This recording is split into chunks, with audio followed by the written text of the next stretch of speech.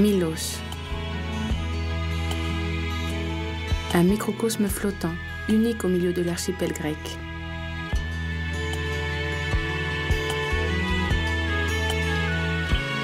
Le metteur en scène, le temps. Il l'a construite à l'aide de quelques rares matériaux, lave, terre et eau, créant d'innombrables figures inédites, murailles imprenables de rochers sur les côtes. Failles marines, grottes enracinées dans l'eau, miroirs aquatiques dormants,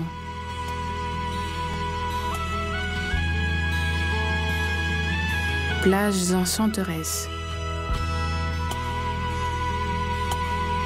gorges abruptes,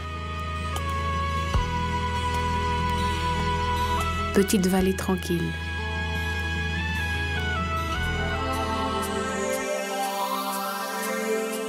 Milos, île née des volcans.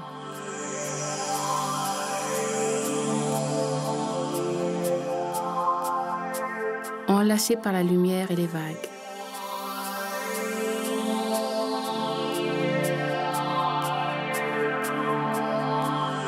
Forgée par le vent et le temps.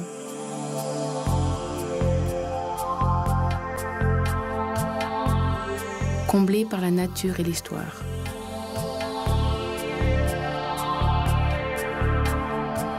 Ses côtes, une immense sculpture composée de rochers multicolores.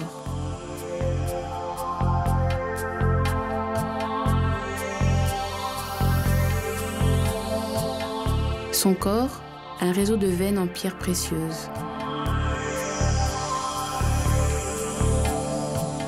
Sa terre et ses eaux, une arche pour les formes de vie les plus rares.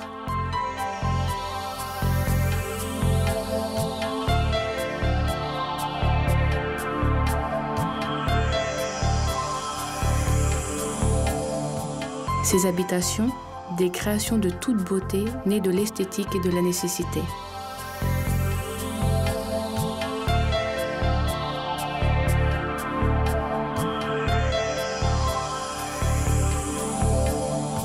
Le décor de l'aventure ancestrale est à couper le souffle.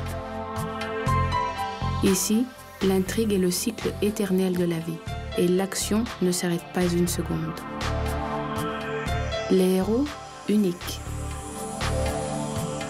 Le phoque méditerranéen Monachus monachus, qui a traversé les temps en nageant et constitue aujourd'hui le mammifère le plus rare de l'écosystème marin de la Méditerranée.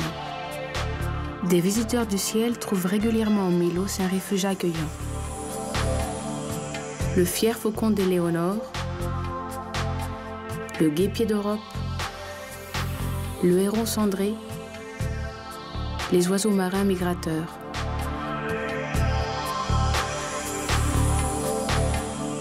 Des reptiles portant sur le dos des milliers d'années d'existence et vivant depuis l'Antiquité en harmonie avec l'homme.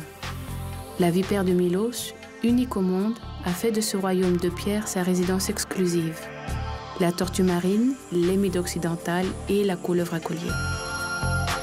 Des formes de vie qui coexistent sur scène, obéissant aux règles secrètes d'un équilibre fragile.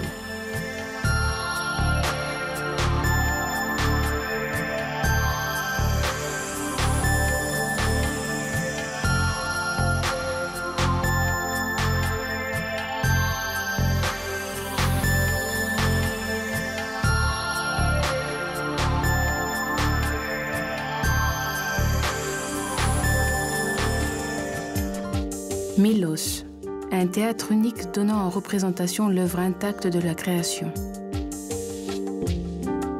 La partie ouest de l'île, un site au fier sommet, aux côtes d'accès difficiles et peu habitées.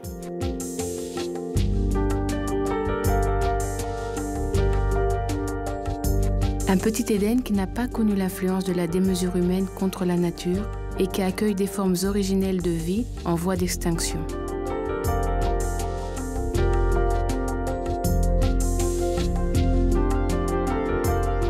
Un lieu que l'on doit laisser intact, loin des interventions destructrices qui sacrifient l'équilibre naturel séculaire sur l'autel d'intérêts fugaces. Un musée vivant d'histoire naturelle en plein air, renforcé par les soins de l'Europe, qui fournit un refuge sûr à ces espèces rares, terrestres et ailées, après l'intégration de la région au sein du réseau Natura 2000.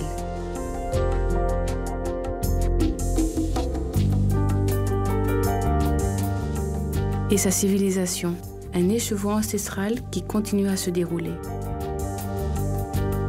Ses traces dans toute l'île, les abacules dispersés d'une odyssée historique captivante.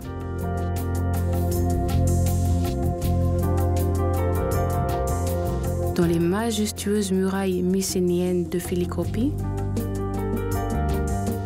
dans les corps sculptés de Vénus sortis de sa terre. Et nous les admirons encore dans l'élégant théâtre romain face à la mer de Tripitille,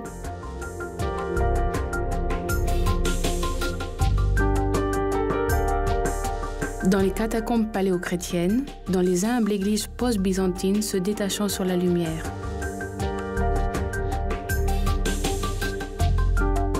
Dans les maisons amphibies de Climata,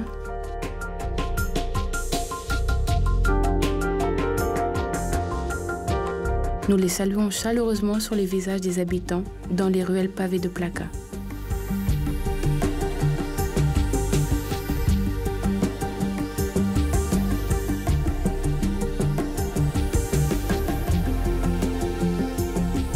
Des hommes ouverts aux horizons du changement et pourtant fermement attachés à une tradition aussi riche que les gisements de Milos.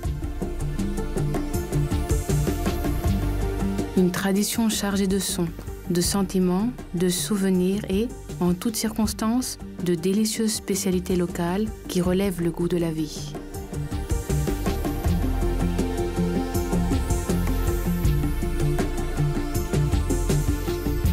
Pour le visiteur, un tourbillon d'expériences sur le décor bleu marine des profondeurs.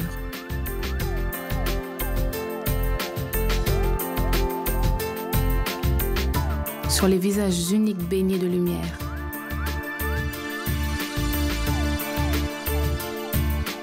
Sur le joyau de la mer Égée, les eaux de Milos.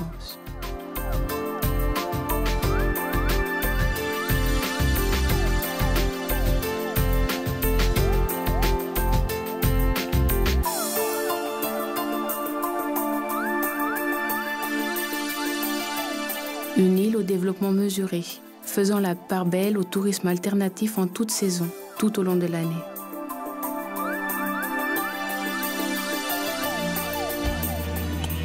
Milos, un vaisseau de pierre sur les eaux de la mer Égée, voyageur éternel à travers le temps, transportant d'hier à aujourd'hui son chargement unique.